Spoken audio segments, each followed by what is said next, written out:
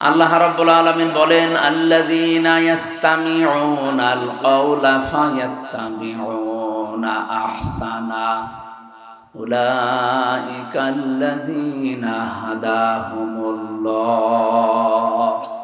ওয়া উলাইকা হুমুল আলবাব।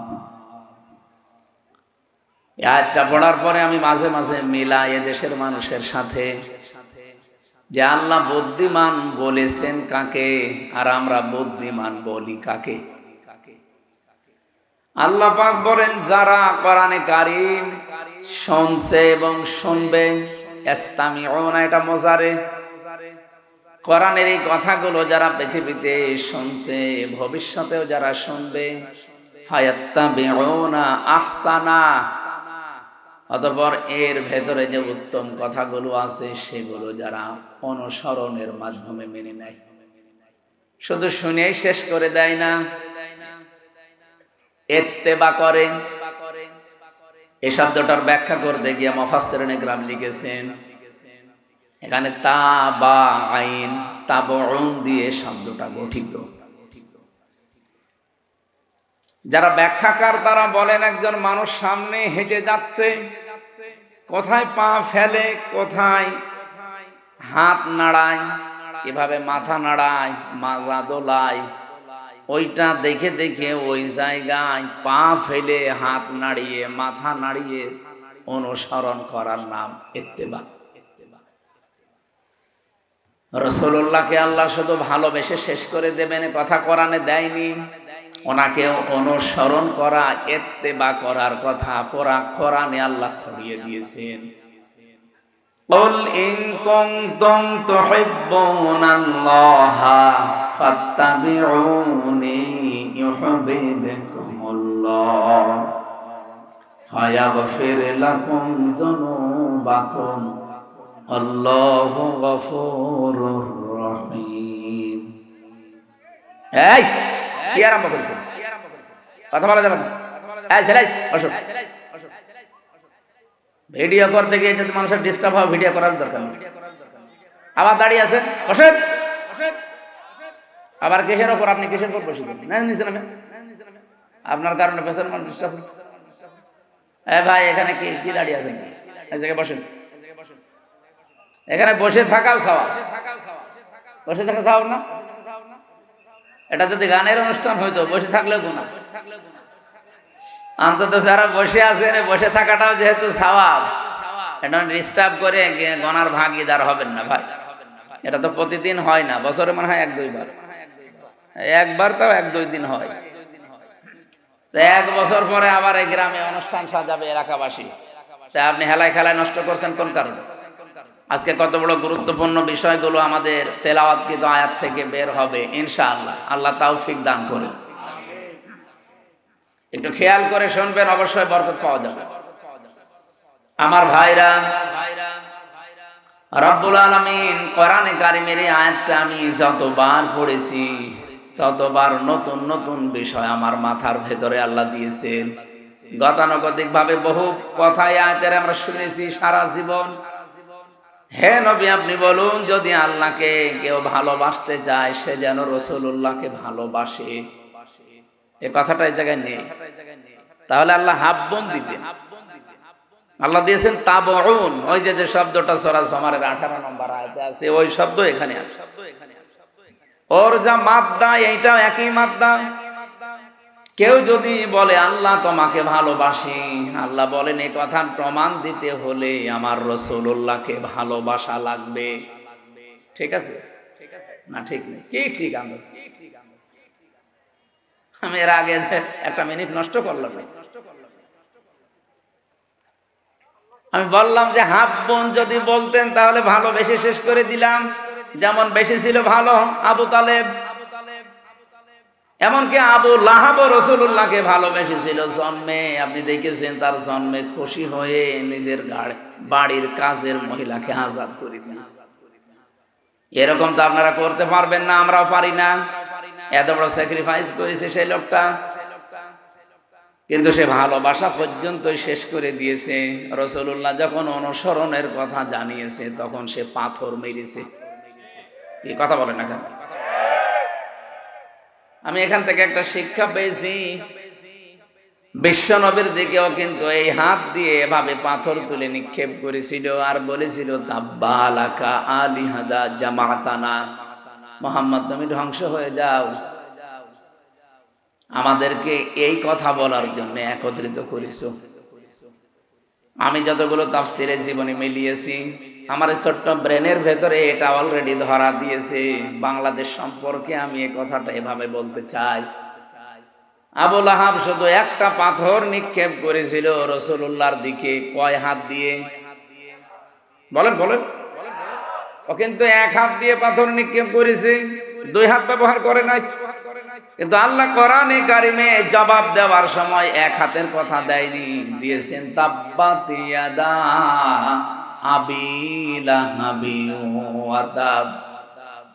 আল্লাহ ইয়াদা নিয়েছিল শব্দটা, নুনটা পড়ে গেছে, ইয়াদুন না দিয়ে আল্লাহ ইয়াদা টান দিলেন কেন? আমার প্রশ্ন, দুনিয়াতে যে যতটুকু অপরাধ করে তার অতটুকু শাস্তি দিলেই এটা ন্যায় বিচার হয়ে যায়। আল্লাহ তাআলা এখানে এক হাত ব্যবহার না করে দুই হাতের কথা জানিয়েছেন। এতটুকু আল্লাহ শেষ করে দেননি, অতাব্বা দিয়েছেন, ওর দুই হাত তো ধ্বংস হবে, এমন কোন নিজেও ধ্বংস হয়ে যাক। আল্লাহ বরদোয়া দিতে দিতে এমন পর্যায়ে গেছে, মা আগনা আনহু মালুহু ওয়া মা কাসাব, ও জীবনে যা অর্জন করেছিল ওর কোনো সম্পদ কাজে আসে নাই, এমনকি ওর লাশটা শেষ পর্যন্ত পচে নষ্ট হয়ে গেছে, মাটিও কেউ দিতে পারে না। শেষে ঠেলা দিয়ে গর্তের ভেতরে ফেলে পাথর দিয়ে চাপা দিয়েছে তার আত্মীয় স্বজনেরা। আপনি ভাবেন তো কোন পর্যায়ে তাকে পৌঁছিয়েছে। রাসূলুল্লাহর সাথে বেয়াদবি করে আর কি, সায়াসলা নারন যাতা লাহাব, এখানে আল্লাহ সিন দিয়ে আরম্ভ করলেন। আমার মনে হয় আসলা নারন যাতা লাহাব দিলেও আমরা আলেমরা অর্থ করতে পারতাম, পারতেন না? সিন দিয়েছেন কেন? সিন, সাফা, কদ, লাম এরকম 13টা শব্দ আছে আরবি গ্রামারে। কোন সেন্টেন্সের আগে যদি একটা ব্যবহার হয়, বিশেষ করে সিন আর সাফা, তাহলে বাংলা অর্থ দাঁড়ায় অতি তাড়াতাড়ি, অতি শীঘ্রই। আল্লাহ তাআলা সেই 1500 বছর আগে ওর নামে বলতে বলতে এই পর্যায়ে এসেছেন যে অতি শীঘ্রই ওকে জাহান্নামের লেলিহান আগুনে প্রবেশ করাবো। অতটুকু আল্লাহ বলেন না যে না, ওমরাতু, ওর স্ত্রী পর্যন্ত ওর সাথে থাকবে। এখান থেকে আমি সেই কয়টা শিক্ষা বের করতে পেরেছি, তার 1 নম্বরে এই লোকটা এক হাত ব্যবহার করে হাত ধ্বংস হয়ে গেল তার কয়টা? ওনার এইটা দিয়ে মেরেছে, এইটা তো কিছু করে নাই, কিন্তু এই হাত নড়াচড়া করেছিল। আমি যদি এইটা এখন এখান থেকে অন্তত 20 হাত দূরে নিক্ষেপ করি, এভাবে হাত তো ব্যবহার করছি একটা, আর এইটা নড়াচড়া করবে। কি কথা বলছে না কেন? আল্লাহ এই যে নড়াচড়া করেছিল, এই জন্য এই হাতও রাখে নাই, এটাও ধ্বংস করে দিয়েছে। আজ বাংলাদেশ সহ বিশ্বে ইসলাম পন্থীদের ডাইরেক্ট ইনডাইরেক্ট ধ্বংস করার জন্য, ইসলামকে নিঃশেষ করার জন্য যারা কাজ করছেন, ডান হাতের মতো বাম হাত দিয়ে অনেকে পেছন দরজা দিয়ে নাড়াচাড়া দিচ্ছে। বুঝে ঠিক বললেন নাকি আন্দাজে? ইন্না বাতশা রাব্বিকা লাশাদীদ, এমনিতেই আল্লাহ কিছু বলে না, কিন্তু যদি ধরে ওরে আর ছাড়ে না। এই কথাগুলো আরবিতে না বললেও বাংলা সংসদে বলবো, যে যারা আজকে ডাইরেক্ট ইনডাইরেক্ট ডান হাতের ভূমিকা পালন করছেন ইসলামের বিরুদ্ধে, আর অনেকে আছে বোবা শয়তান, নীরবে শুধু নাড়াচাড়া দিচ্ছে। গজব আসলে কিন্তু আপনিও বাঁচবেন না। বলেন তো, যে দুইজন চাচার নাম বললাম, আবু লাহাব, আবু তালেব। আবু তালেব এত ভালোবেসেছে রাসূলুল্লাহকে, তার পুরা জীবন আমি পড়ে দেখেছি। এই লোকটা নিজের সন্তান হযরতে আলীকে বিছানায় রাখতো না, ভাইয়ের ছেলে এতিম মুহাম্মদ রাসূলুল্লাহকে নিজের কাছে নিয়ে ঘুমাতো। আবু তালেব জীবনে এমন কোন জায়গা নেই শরীরের ভেতরে যেখানে রাসূলুল্লাহকে তোলে নাই। কোন সময় মাথায় নিয়েছে, কোন সময় চুমা দিয়েছে, কোন সময় বুকে নিয়েছে, পিঠে নিয়েছে, কোনদিন পায়ের কাছে রাখে নাই। পায়ের কাছে রাখলে অসম্মান হবে, পায়ে লাগতে লেগে যেতে পারে, এই জন্য পায়ের কাছে রাখে নাই। বুখারী শরীফের হাদিস। এই লোকটাকে কিয়ামতের দিন আল্লাহ জাহান্নামের 2টা জুতা পরিয়ে দেবে। এ কারণে তার মাথার মগজ পর্যন্ত টকবক করে ফুটতে থাকবে, কিন্তু পুরা শরীরের কোন জায়গায় জাহান্নামের আগুন লাগবে না। একটাই কারণ, পুরা শরীরে রাসূলুল্লাহর শরীর টাচ পেয়েছে, কিন্তু পায়ের সাথে কোনোদিন রাসূলুল্লাহর শরীর লাগে নাই। রব্বুল আলামিন এই জন্য পাটা জাহান্নামের ফিতা লাগিয়ে দেবে, পুরা শরীরটা কিছুই হবে না। এর ভালোবাসা কোন পর্যায়ে ছিল আপনি বলেন? এত ভালোবাসা, এত মহাব্বত দেখিয়েছে রাসূলুল্লাহকে, কিন্তু নবীজি যেদিন ইন্তেকালের সময় বললেন, ইয়া আম্মি আবি তালিব লা ইলাহা ইল্লাল্লাহ হাজ্জুল লাকা ইনদাল্লাহি ইয়াউমাল কিয়ামাহ, রাহুল বুখারী। চাচা, জোরে বলা লাগবে না, শুধু আমার কানের কাছে মুখটা নিয়ে আস্তে করে বলেন, লা ইলাহা ইল্লাল্লাহ মুহাম্মাদুর রাসূলুল্লাহ বলা লাগবে না আপনার। আপনি শুধু আল্লাহর একাত্মবাদের স্বীকৃতিটা দেন, রিসালাতের ঘোষণা, এটা আমি জানি যে আমি রাসূল, আমি এটা নিয়ে নিলাম। আপনি শুধু আল্লাহটা দিয়ে যান, আমি কথা দিলাম কিয়ামতের দিন ঝগড়া করে হলো আপনাকে আমি আল্লাহর জান্নাতে পৌঁছিয়ে দেব। লোকটা পড়ে নাই, ডাক দিয়ে বলেছে, ভাতিজা তোমাকে ভালোবাসি, কিন্তু তোমার এই কালেমাটা পড়তে পারলাম না, তুমি আমারে মাফ করে দিও। বলেন তো, মাফ করার মালিক কি রাসূলুল্লাহ? আরো জোরে বলেন। মাফ করার একচ্ছত্র মালিকানা যে আল্লাহর, কোথায় আছে বলেন তো? কোরআনে আছে কোন জায়গায়? বলেন। আমাইয়াগফিরুয যুনুবা ইল্লাল্লাহ, সূরা আলে ইমরানের ভেতরটা মাঝে আছে।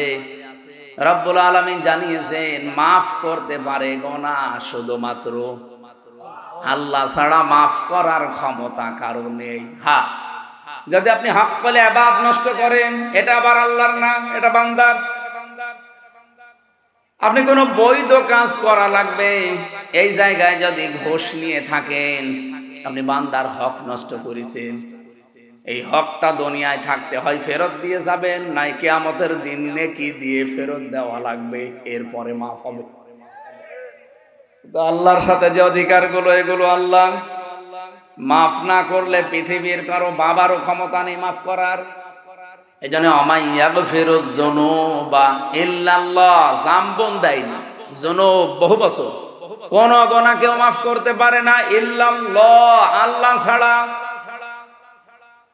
এই লোকটা যখন ডাক দিয়েছে, ভাতিজা মাফ করে দিও, নবীজিকে সঙ্গে সঙ্গে কোরআনে কারিমের আয়াত নাজিল করে আল্লাহ সতর্ক বাণী দিয়েছেন, ইন্নাকা লা তাহদি মান আহবাবতা ওয়ালাকিন্নাল্লাহা ইয়াহদি মান ইয়াশা ওয়া হুয়া আ'লামু বিল মুহতাদিন। সূরা কাসাসের ভেতরে আছে 56 নম্বর আয়াতে, নিশ্চয় হে নবী আপনি যাকে চান তাকে হেদায়েত দিতে পারেন না, আমি আল্লাহ যাকে ইচ্ছা করি তাকে হেদায়েত দান করি, আর হেদায়েত কে পাবে এটা আপনার চাইতে আমি আল্লাহ ভালো জানি। এই জন্য আ'লামু দেওয়া আছে। এরপরেও নবীজির মন মানছিল না, কারণ এত কষ্ট পৃথিবীতে রাসূলুল্লাহর পেছনে কেউ করে নাই। সেই জন্ম থেকে শুরু করে একেবারে প্রাপ্তবয়স্ক পর্যন্ত রাসূলুল্লাহ তার পেছনে এত, এই লোকটা রাসূলুল্লাহর পেছনে এত সময় দিয়েছে, শ্রম দিয়েছে, বাড়িতে রেখে খাবার খাওয়িয়েছে, লালন পালন করা যারে বলে। বিশ্বনবী মুহাম্মদ রাসূলুল্লাহর মন মানে না, এজন্য তিনি আবু তালেবের কবরের পাশে গিয়ে দোয়া করেছিলেন, মাপ চেয়েছিলেন আল্লাহর কাছে, রব্বুল আলামিন তুমি আমার চাচা আবু তালেবকে মাফ করে দাও। সঙ্গে সঙ্গে জিবরাইল এসে বললেন, হে নবী হাত নামান। কার জন্য হাত তুলেছেন? মা কানা লিন-নাবিয়্যি ওয়াল্লাযীনা আমানু আন ইস্তাগফিরু লিল মুশরিকিন ইলা আখির আয়াত। সূরা তাওবার 113 নম্বর আয়াতের প্রথম অংশে আছে, কোন নবীর জন্য, কোন ইমানদারের জন্য জায়েজ না, শোভনীয় না, উচিত না যে কোন মুশরিক মারা গেলে তার জন্য ক্ষমা চাবে। ওয়ালাউ কানু উলি কুরবা, যদি ওইটা নিজের নিকট আত্মীয় হয়। বাংলার মুসলমানের এটা রেকর্ড হচ্ছে। আপনি কার দোয়া আল্লাহ ফেরত দিচ্ছে টের পাচ্ছেন? জীবনে যেই নবী হাত তুলেছে আল্লাহ ফেরত দিয়েছে এমন রেকর্ড নেই, শুধু একটা জায়গায় বিশ্ব নবী হাত তুলেছে আল্লাহ ফেরত দিয়েছে, আমি তার পুরা জীবনী পেড়ে একটা জায়গায় পেয়েছি। মনের ভেতরে যার কামনা আসলে কবুল হয়ে যেত। মনের ভেতরে কামনা আসলে যার কবুল হয়েছে, তো সেই নবী হাত তুলে বসে আছে, আল্লাহ হাত ফেরত দিচ্ছে যে চাচা মুশরিক এই কারণে।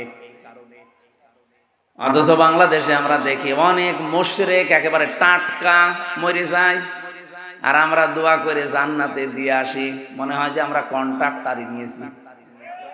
জান্নাত তো আমাদের বাবার, নাকি আমাদের বাবার?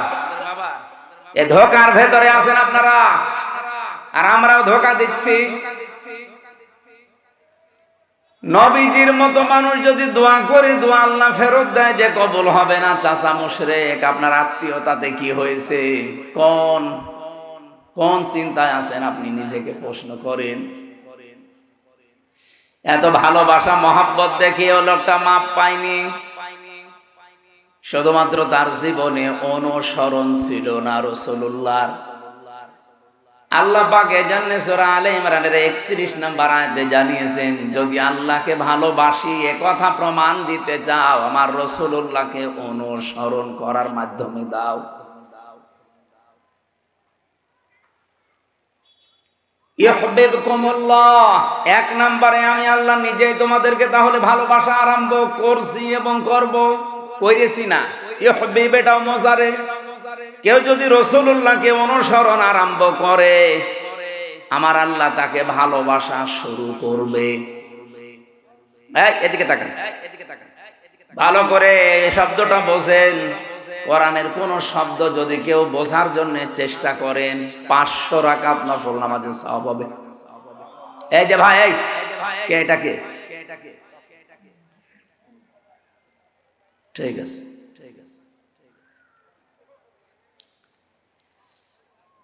আল্লাহ পাক বলেন আমি যদি কাউকে ভালোবাসা আরম্ভ করি কয়েকটা পুরস্কার তাকে দেই। ওয়াগফির লাকুম যুনুবাকুম আল্লাহু গফুরুর রহিম। এক নম্বরে আমি আল্লাহ নিজে তাকে মাফ করে দিচ্ছি এবং দেব। গোনা কয়টা মাফ করব? আল্লাহ জামবন দিতে পারতেন, জামবানে দিতে পারতেন, দিয়েছেন জুনুব। একটা গোনাও তার বাকি থাকবে না। আর যখন থেকে রাসূলুল্লাহর অনুসরণ আরম্ভ করবে ওই দিন থেকে ওর জীবনের সব অপরাধ আমি আল্লাহ মাফ করে দেব। না মাফ করে দিয়েছি, দেব।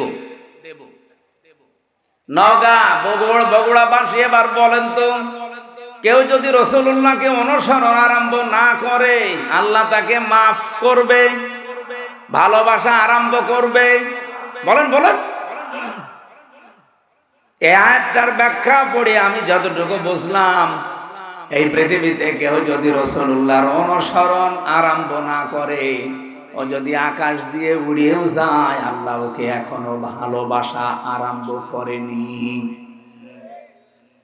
এখন আমার প্রশ্ন এই যে অনুসরণটা, এটা কি আংশিক না পূর্ণাঙ্গ? বলেন বলেন। বাংলাদেশে বহু মানুষ আমরা রাসূলুল্লাহ অনুসরণ করি ভালোবাসার মাধ্যমে, কিন্তু আংশিক। হয়তো টুপি দিয়ে, জব্বা দিয়ে, দাড়ি দিয়ে, পাগড়ি দিয়ে, দস্তরখানা বিছিয়ে খাবার খাওয়া, এই অনুসরণ আমাদের শেষ। জীবন কি এই শেষ না আরো আছে? আপনাকে তো অনুসরণ করা লাগবে পূর্ণাঙ্গ। এই পূর্ণাঙ্গ অনুসরণের কথাগুলো যখন আমরা বিস্তারিত বলতে চাই, তখন যারা ওই আংশিক অনুসরণ করে অভ্যস্ত তারা আমাদেরকে শত্রু মনে করে। আমার কথা মনে হয় বুঝে ফেলেছেন। না বোঝার ভান করে আছেন কারা? হাত তোলেন তো। আপনি এখনো বোঝেননি?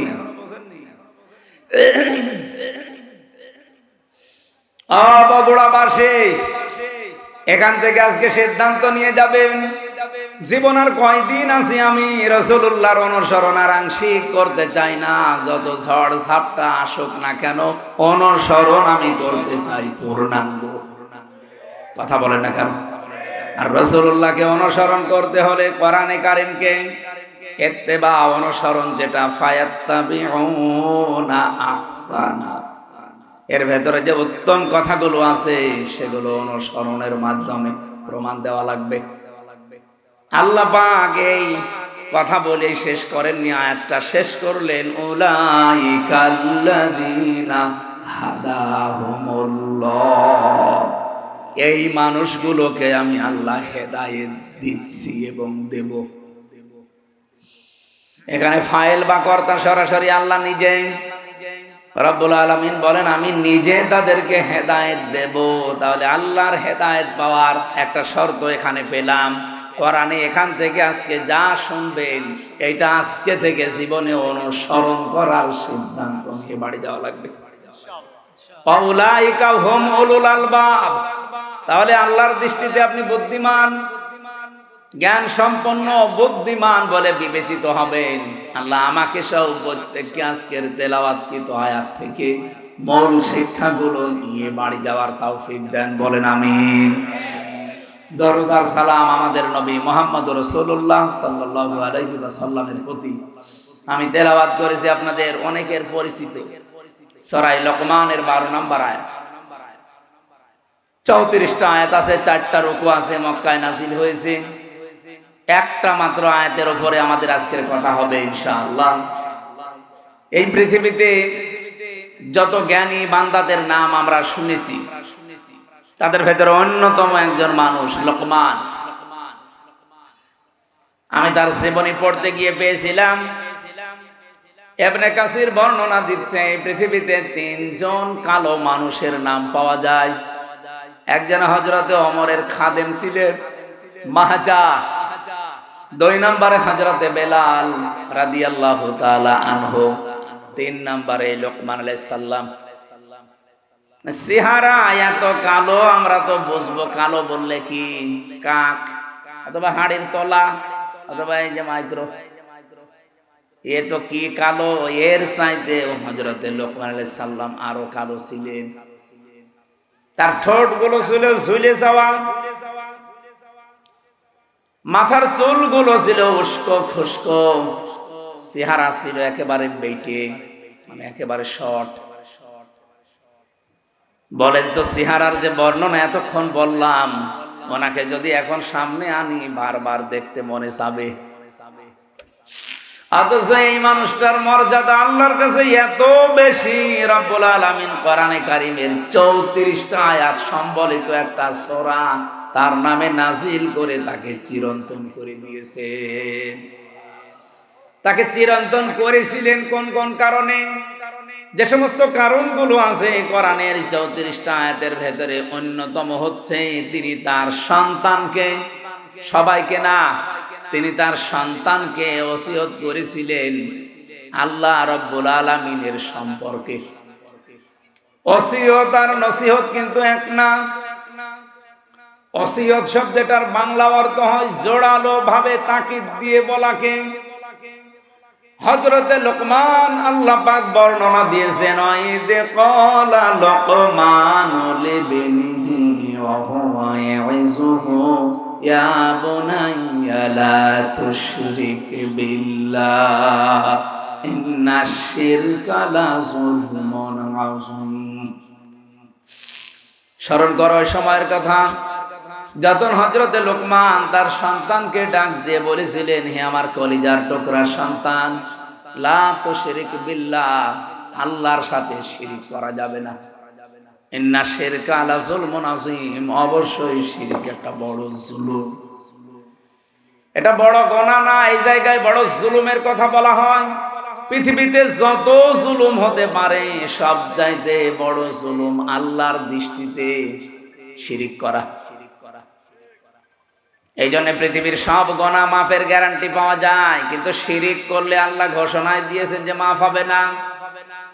এই পৃথিবীতে যত নবীর জীবনী আমি পড়েছি, সব নবীদের কম বেশি হয়তো নসিহত ওসিয়ত আল্লাহ করেছিলেন, ওহী পাঠিয়েছিলেন, কিন্তু পৃথিবীর 2,24,000 বলেন আর 1,24,000 বলেন, যত নবী আল্লাহ পাঠিয়েছে প্রতিটি নবীকে একটা ওহী সবাইকে জানিয়েছে, সেটা শিরিক করা যাবে না।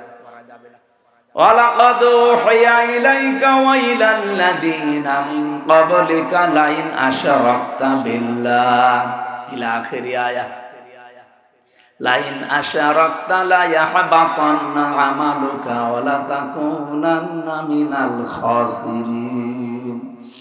অবশ্যই হে নবী, আপনাকে আর আপনার পূর্বে যত নবী রাসূল পাঠিয়েছি প্রত্যেককে আমি ওহী করেছিলাম যে শিরিক করা যাবে না।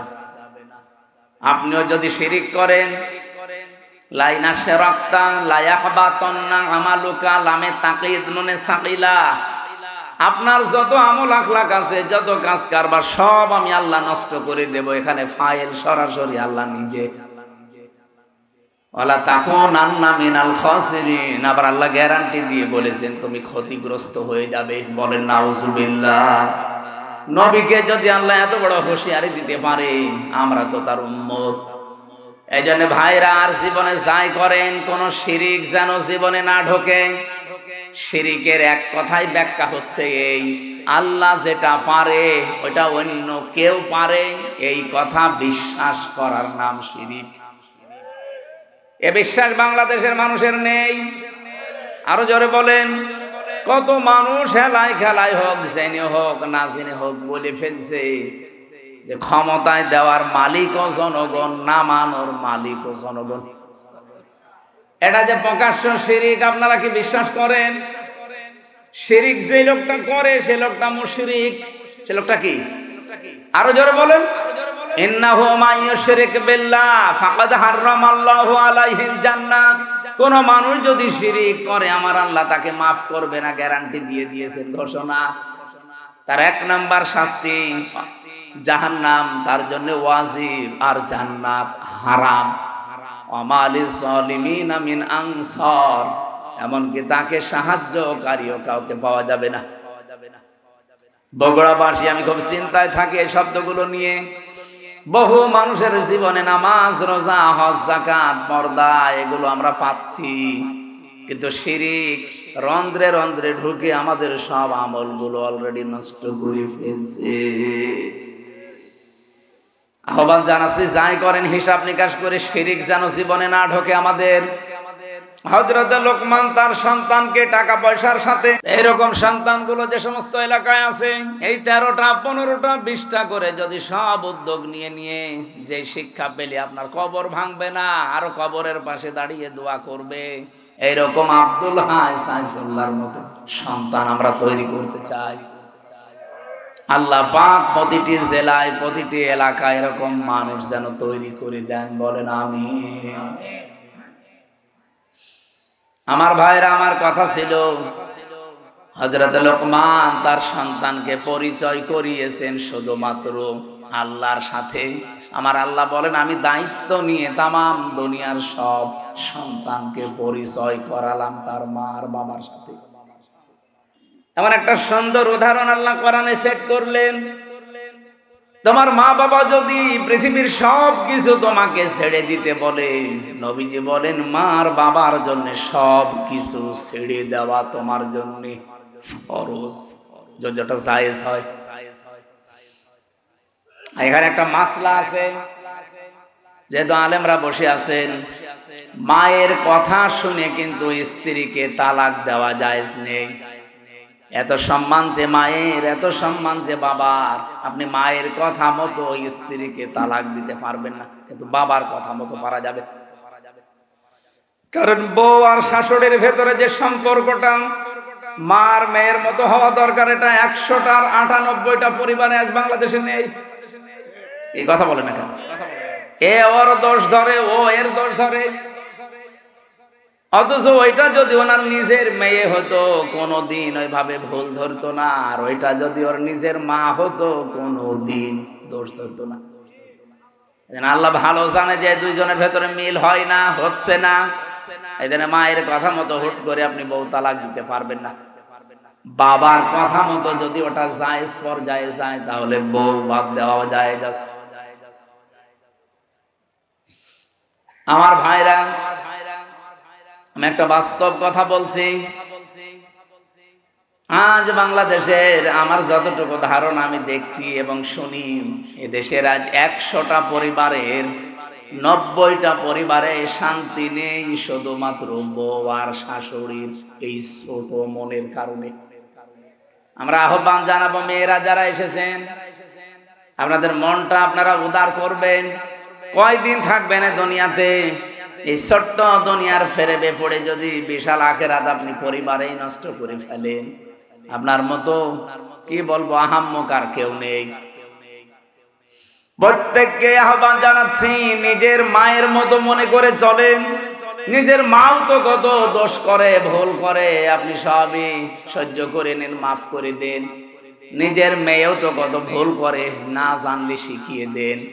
শাশুড়িগুলো যদি এই পর্যায়ে তৈরি হয়, আর পুত্রবধূগুলো যদি মেয়ের মতো তৈরি হয়, বাংলাদেশের পরিবারে স্বামীদের হাড়ের রোগ হবে না।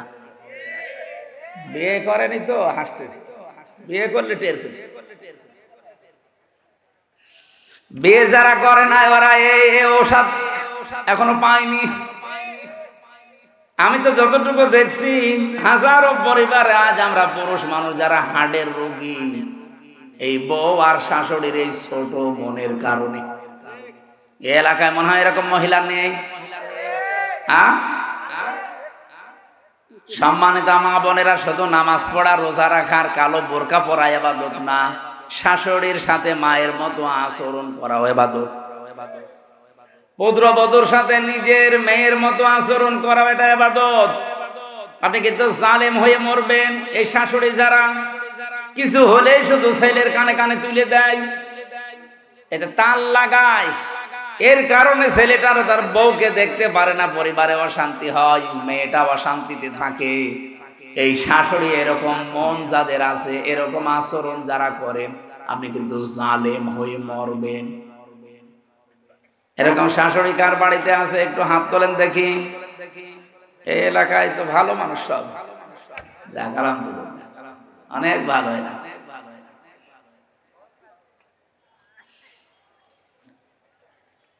আমি কোরআনে কারিমের এই যে ব্যাখ্যামূলক আয়াতগুলো যখন পড়ি, আমার মনে হয় আল্লাহ তুমি কি বললে আর আমাদের পরিবারে কি চলছে। মায়ের কষ্টের কথাগুলো আল্লাহ আয়াতের পরবর্তীতে তুলে ধরেছেন। হামালাতুহুম ওয়াহানান আলা ওয়াহনি ওয়া ফিসালুহু ফি আমাইনি আনিশকুরলি ওয়া লিওয়ালিদাইকা ইলাইয়াল মাসির।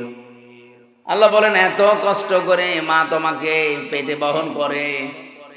আমি এই হামালাতুহুম ওয়াহানানের ব্যাখ্যা পড়েছি। একটা মা পৃথিবীর জমিনে একটা সন্তানকে ডেলিভারি দেওয়ার সময় 57 ইউনিট কষ্ট সহ্য করে।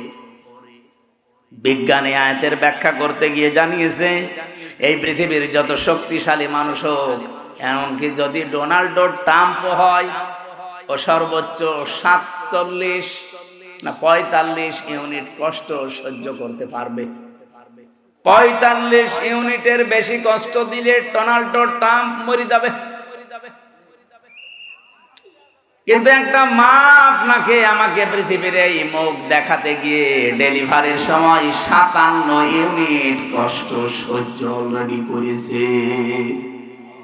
এই কষ্ট সহ্য করার সময় সে সিদ্ধান্ত নিয়ে ফেলেছিল যে এই পৃথিবীতে যদি এই আমির হামজা, এ গোলাম রব্বানী, এ আকরাম এ সুন্দরভাবে খালাস হয়ে যায়, তাহলে জীবনে আর স্বামীর কাছে যাব না। কিন্তু আমির হামজা যখন দুনিয়ায় আসে, আকরাম যখন দুনিয়ায় এসে যায়, আকরামের হামজার চেহারা দেখার পরে এই যে কষ্টটা 10 মাস 10 দিনের ডেলিভারির, আল্লাহ বলেন সব আমি মুছে ফেলে দেই।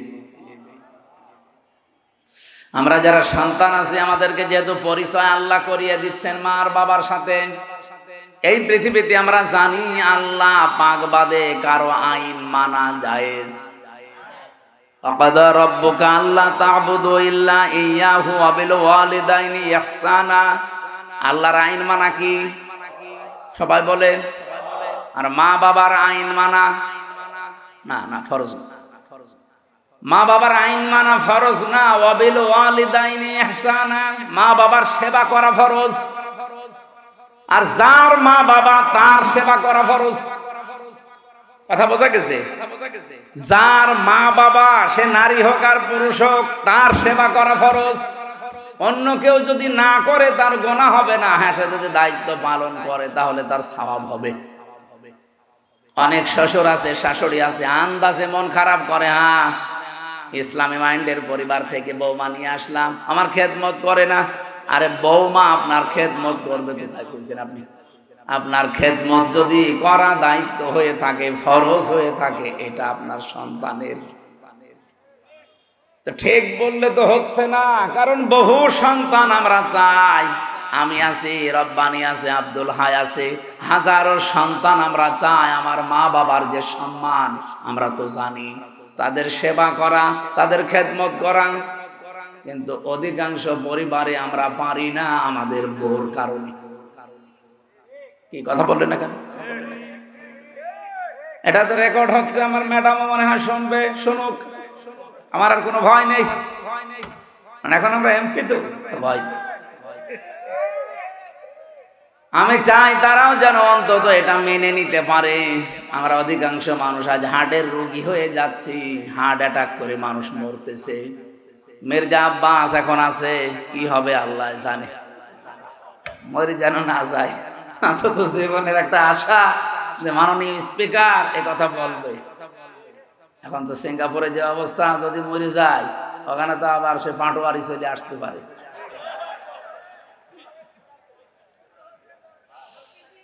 বগুড়াবাসী, এবার আমি যে কথা তুলতে চেয়েছিলাম, আমার 8টা পয়েন্টের উপর আজকে আলোচনা আমি নোট করেছি। রব্বুল আলামিন যে 3জন কালো মানুষের নাম বললাম তাফসিরে, এটা মারিফুল কোরআনে পাবেন। এই 3জন কালো মানুষের ভেতরে হযরতে লোকমান একজন। আল্লাহ পাক বলেন আমি আল্লাহ তার মর্যাদা এত বেশি বাড়িয়েছি কেন জানো?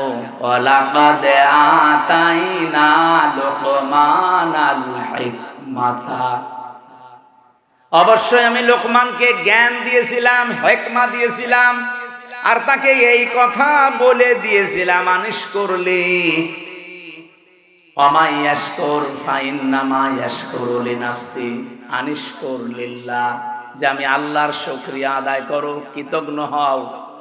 যে ব্যক্তি আল্লাহর শুকরিয়া আদায় করে সে যেন নিজের জন্যই করে। ওমান কাফারা ফাইন্নাল্লাহা গনিয়্যুন হামিদ, কোন মানুষ যদি পৃথিবীতে আল্লাহর শুকরিয়া আদায় না করে, কুফরি করে, অকৃতজ্ঞ হয়ে যায়, সে যেন মনে রাখে আমার আল্লাহ মুকাফেকিহীন, প্রশংসিত। এটা আমরা তেলাওয়াতকৃত আয়াতের বাংলা অর্থ ছিল।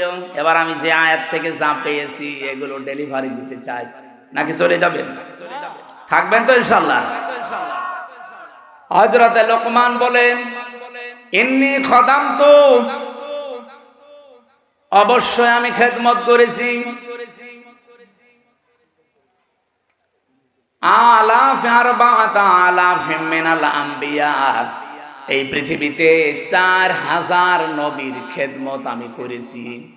কত? খুব ভালো করে শুনবেন, 4000 নবীর আমি খেদমত করেছি। ওয়া হাসালতু মিনহুম, তাদের কাছে আমি হাসিল করেছি, পেয়েছি এই 4000 নবীর খেদমত করতে গিয়ে সামানিয়াতা আশিয়া, 8টা জিনিস আমি তাদের কাছে পেয়েছি। তাহলে আজকের যে ওয়াজটা, এটা 1টা 2টা 3টা নবীর না, 4000 নবীর খেদমত করে তাদের কাছে হাসিল করা জিনিস। হযরত লোকমান বলেন আমি 4000 নবীর খেদমত করেছি, তাদের কাছে যা যা পেয়েছি তার মধ্যে 8টা জিনিস আমার কাছে অন্যতম। 8টা জিনিস আমি চাই পৃথিবী যতদিন থাকবে মানুষেরা এই 8টা জিনিস যেন অর্জন করে। বলে সুবহানাল্লাহ। আমি আপনাদেরকে আমি সহ প্রত্যেকে যেন অর্জন করতে পারি।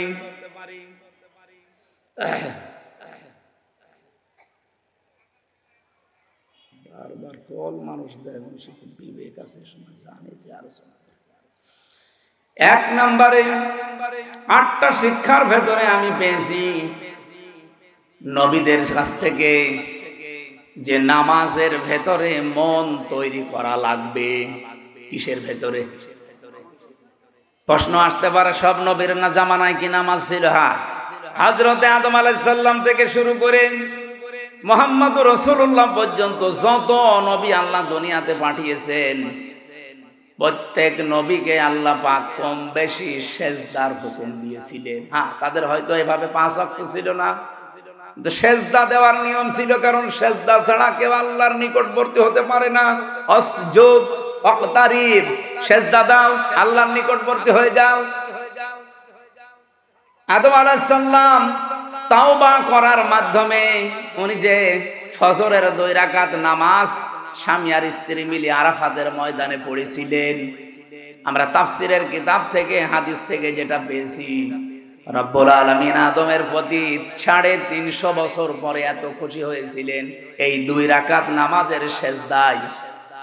কিয়ামত পর্যন্ত উম্মতে মুহাম্মদী যারা আসবে তাদেরকে আল্লাহ এই 2 রাকাত নামাজ ফরজ করে দিয়েছেন। ওই দিন হযরত আদম আলাইহিস সালাম যে দোয়া করেছিলেন, এই দোয়াটা আল্লাহর কাছে এত বেশি পছন্দনীয়, এত বেশি ভালো লেগেছে, আল্লাহ ডাক দিয়ে বলেছিলেন, আদম, কিয়ামত পর্যন্ত তোমার সন্তানাদি যারা আসবে তারাও যদি কোনো ভুল করে অপরাধ করে এই দোয়াটা পড়ে, আমি আল্লাহ তোমার মতো সন্তানদেরকেও মাফ করে দেব। আদমের সন্তান আমরা যারা জবান খুলে পড়েন, রব্বানা যালামনা আনফুসানা ওয়া ইল্লাম তাগফির লানা ওয়া তারহামনা লানাকুনান্না মিনাল খাসিরিন। ফজরের নামাজের যে 2 রাকাত, এটা আদম আলাইহিস সালাম থেকে পাওয়া। জোহরের নামাজের যে 4 রাকাত হযরত ইব্রাহিম আলাইহিস সালাম থেকে পাওয়া। আসরের নামাজের যে 4 রাকাত হযরত উসাইর আলাইহিস সালাম থেকে পাওয়া। মাগরিবের নামাজ যে 3 রাকাত হযরত আইয়ুব আলাইহিস সালাম থেকে পাওয়া। এশার নামাজ যে 4 রাকাত, এটা হযরত আয়েশার কারণে স্পেশাল ভাবে আল্লাহ মুহাম্মদুর রাসূলুল্লাহকে দিয়েছেন। রব্বুল আলামিন বলেন, হযরতে লোকমান, তাকে আমি আল্লাহ জ্ঞান দিয়েছিলাম, হিকমা দান করেছিলাম। এই জ্ঞান পাওয়ার পরে তার প্রথম কাজ হয়েছে সে শুকরিয়া আদায় করেছে আল্লাহর। তাহলে এখান থেকে কয়েকটা শিক্ষা পাওয়া যায়।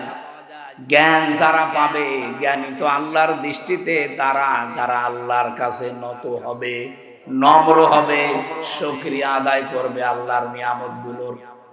তা আমাদের আচরণটা পুরা উল্টা। একটা ভিডিও দেখছিলাম আজকে আসার সময়, নৌকা নিয়ে পার হয়ে যাচ্ছে একজন, 2 জন শিক্ষিত মানুষ। মাঝিকে নৌকা যখন একেবারে নদীর মাঝে, অনেক সুন্দর সুন্দর কথা শোনাচ্ছে মাঝি, তুমি আমাদের বাবা, তুমি আমাদের দাদা, বাবা দাদা খালু যা বলার সব বলছে, যে শুধুমাত্র নদীটা আস্তে আস্তে পার করো। এ কথাগুলো শুনতে শুনতে বেশ নদীটা পার করে যে ডাঙ্গায় তুলে দিয়েছে, ডাঙ্গায় নামার পরে এমন গালিগালাজ আরম্ভ করেছে। আমার এই উদাহরণটা ভিডিওতে দেখার পরে মনে হচ্ছিল বাংলাদেশে আজ অনেকেই এই আচরণ করছে। 18 মাসেও যাদের আচরণ ছিল একরকম, দেখেন 18 মাস পরে নির্বাচিত হয়ে তাদের আচরণ ঠিক ওই 2 ভদ্রলোকের মতো হয়ে গেছে।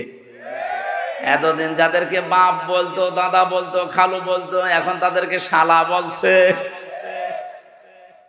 এমনকি বৈধ জিনিস পর্যন্ত তারা মানতে চাচ্ছে না।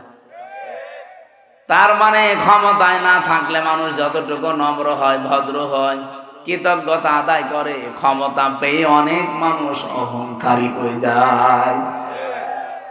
হযরত লোকমান এইটা হননি। অনেক জ্ঞান পাওয়ার পর, এটা যেটা আল্লাহর একটা নিয়ামত, এই পৃথিবীর শ্রেষ্ঠ নিয়ামতের ভেতরে এটা পাওয়ার পরে তিনি শুকরিয়া আদায় করেছিলেন, কৃতজ্ঞতা আদায় করেছিলেন, কৃতজ্ঞ হয়েছিলেন আল্লাহর কাছে।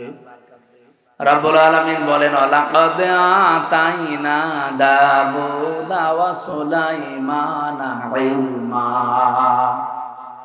অবশ্যই আমি দাউদ আর সুলাইমানকে জ্ঞান দিয়েছিলাম। আকাল আলহামদুলিল্লাহিল্লাযী ফাদ্দালানা আলা কাসীরিন মিন ইবাদিহিল মুমিনিন। তারা দুইজনেই এই জ্ঞান পেয়ে কি করেছিল জানো? আকাল আলহামদুলিল্লাহিল্লাযী ফাদ্দালানা। তারা দুইজনে শুকরিয়া আদায় করেছে ওই আল্লাহর। ওনারা বলছে ওই আল্লাহর শুকরিয়া আদায় করছি আমরা, যিনি আমাদেরকে জ্ঞান দিয়েছেন, আমাদের মর্যাদা দিয়েছেন। মেনে আলা কাসীরিন মিন ইবাদিহিল মুমিনিন, এই পৃথিবীতে বহু মুমিন বান্দাদের উপরে আমাদের মর্যাদা যিনি বাড়িয়েছেন, তার দরবারে আমরা শুকরিয়া আদায় করছি। তাহলে জ্ঞান পাওয়ার পরে জ্ঞানী মানুষদের আচরণ হওয়া দরকার। তারা নত হবে আল্লাহর দরবারে, দরবারে ইলাহিতে তারা আরো নম্র হবে, ভদ্র হবে, মাথা নত করবে। আর আমাদের মুসলমান আমরা দাবি করে দেখছি আমাদেরটা পুরা উল্টা। লোকমান আলাইহিস সালাম 4000 নবীদের কাছে যেই কথাগুলো শিক্ষা পেয়েছিলেন, তার এক নম্বরে বলেন যে সেজদা দেওয়া লাগবে, জীবনী নামাজ, এটা যেন কেউ না ছাড়েন। প্রত্যেক নবী যেহেতু এটা পেয়েছিলেন। দ্বিতীয় নম্বরে তিনি বলেন, আমি এই শিক্ষাটা নবীদের কাছ থেকে পেয়েছি, যদি কেউ কারো বাড়িতে প্রবেশ করেন সে যেন উকি ঝুঁকি না দেয়। আজ আমাদের সামাজিক জীবনে এটা আছে না নেই? বেশ ভালো মানুষ মনে হয়, বাড়িতেও ঢোকে, সালাম দিয়েই ঢোকে, ঢোকার পরে শয়তান তারে দখল করে নেয়, বাড়ির ভেতরে শুধু এদিকে ওদিকে উকি ঝুঁকি দেয়। উনি বলেন 4000 নবীর খেদমত করে আমি এইটা পেয়েছি যে কারো বাড়িতে ঢুকলে উকি ঝুঁকি দেওয়া যাবে। কথা বুঝেছেন? অনেক মানুষ চালাকি করে, আমি দেখি বাড়িতে, বাড়ির বাইরে দাঁড়িয়ে সালাম দেয়, আসসালামু আলাইকুম। এটা দেওয়ার পরে জিজ্ঞাসা করে, করতে করতে বাড়ির ভেতরে প্রবেশ করে সব দেখা শেষ। না, এই চালাকি করা যাবে না, কোরআনের নিষেধ। ইয়া আইয়ুহাল্লাযীনা আমানু লা তাদখুলু বুয়ুতান গায়রা বুয়ুতিকুম হাত্তা তাস্তানিসু ওয়া তুসাল্লিমু আলা আহলিহা। রব্বুল আলামিন বলেন, হে নবী, ইমানদারদেরকে বলেন নিজের ঘর হোক আর অন্যের ঘর হোক, সালাম দেওয়া অনুমতি ছাড়া কারো বাড়িতে যাওয়া, এটা আমাদের আর সামাজিক জীবনে আছে। বলেন বলেন, এটা আল্লাহ যেন আমাদের মেনে চলার তৌফিক দেন, বলেন আমিন। এটা অনেকেই হেলায় খেলায় নষ্ট করে, আমলটা করতে চায় না। না, এটা কোনো অনেক গুরুত্বপূর্ণ বিষয়, কোরআনে আল্লাহ যেহেতু দিয়েছেন। বহু মানুষ এই ছোট্ট আমলটার ভেতরে, এরপরে আমি কিছু আয়াতের ব্যাখ্যা পড়ে তাফসিরে দেখেছি, আজ যারা নিজেদের স্ত্রীকে প্রথম 1 বছর 1.5 বছর 2 বছর ভালো লাগে, কিন্তু এরপরেই দেখি সংসার আর টেকে না, নিজের বউর চাইতে অন্যের বউ দেখলেই কেমন যেন ভালো লাগে। এরকম মানুষ দেশে নেই? আপনি আছেন এরকম? এই রোগ দেশে আছে না নেই বলেন তো? প্রথম কিন্তু ভালোই লাগে। কালকেও একটা বিচার এসেছিল আমার কাছে, প্রায় রাত 10:30 পর্যন্ত এটার বিচার আমি করেছি। একজন মাওলানা, আমি নাম নিলাম না, উনি এসে ওনার স্ত্রী সহ 2 জনই এসেছে। স্ত্রীর অভিযোগ হচ্ছে যে এমপি সাহেব, এ স্বামী আমারে প্রথম বিয়ের 3 মাস 4 মাস 6 মাস 1 বছর খুব ভালোবেসেছে, কিন্তু এখন যেন আমার দিকে ওর আর মন নেই। মাওলানা আমারে আস্তে করে বলছে যে হ্যাঁ, আসলে তো কথা একেবারে মিথ্যা না, প্রথম ভালোই লাগতো, কিন্তু এখন আমার অন্যের বউ দেখলেই ভালো লাগে, আমারটা আর ভালো লাগে না। বললাম এইটা একটা রোগ, এ রোগের ঔষধ আছে না নেই? বলেন বলেন। কুল্লিল মুমিনিনা ইয়াগুদ্দু মিন আবসারিহিম ওয়া ইয়াহফাযু ফুরুজাহুম যালিকা আযকা লাহুম ইলা আখিরি আয়াত। হে নবী, মুমিন পুরুষদেরকে বলেন তারা যদি এই দুইটা ঔষধ খেতে পারে, এক নম্বরে আপনি চক্ষুকে নিম্নগামী করবেন, দুই নম্বরে লজ্জা স্থানের হেফাজত করবেন। হ্যাঁ, বহু ডাক আসবে, বহু ষড়যন্ত্র চক্রান্ত শয়তান বিছিয়ে রাখবে। এই দুইটা ঔষধ যদি কেউ মাত্র একটা মাস একটু পালন করতে পারেন, আল্লাহর কসম আমি এই আয়াতের বিশ্বাস নিয়ে বলছি, আপনার নিজের বউ ভালো লাগবে, অন্যের বউ তখন আপনার কাছে খারাপ লাগবে। একটা মাস একটু করে দেখেন, চক্ষুকে নিম্নগামী করবেন, যেটা দেখা যায় না ওইটা দেখবেন না, আর নিজের লজ্জা স্থানটা একটু বাঁচিয়ে রাখেন। 1 মাস, 6 মাস, 1 বছর না, 1 মাস যদি এভাবে একটু কন্টিনিউয়াস করা যায়, আল্লাহর সাহায্য আসবে। তখন আর এই হাজারো পরিবারে যে সংসার আজ ভেঙে যাচ্ছে, এইটাও বন্ধ হবে। এখানে যারা এরকম রোগী আমরা আছি, আমরা যেন রোগ মুক্ত হতে পারি, আল্লাহ তৌফিক দেন, বলেন আমিন। সত্যি করে বলেন তো, এরকম রোগ আছে কার? কোন এলাকায় ওয়াজ করতে আসলাম গো? এটা সব আল্লাহর ওলি। এরকম কোন রোগ এই এলাকায় নেই। এটা শুধু পুরুষের ক্ষেত্রে না, মেয়েদের ক্ষেত্রেও। আজ হাজারো পরিবারে খালি ডিভোর্স আর ডিভোর্স চলছে, এই একটা মাত্র কারণে। নিজের চোখের হেফাজত নেই, 2 নম্বরে লজ্জা স্থানের হেফাজত করে না। স্বামী বাড়ি না থাকলে বহু মহিলা আছে আল্লাহকেও ভুলে যায়, স্বামীকেও ভুলে যায়। এই দুইটা জিনিসের গ্যারান্টি একটু নেন।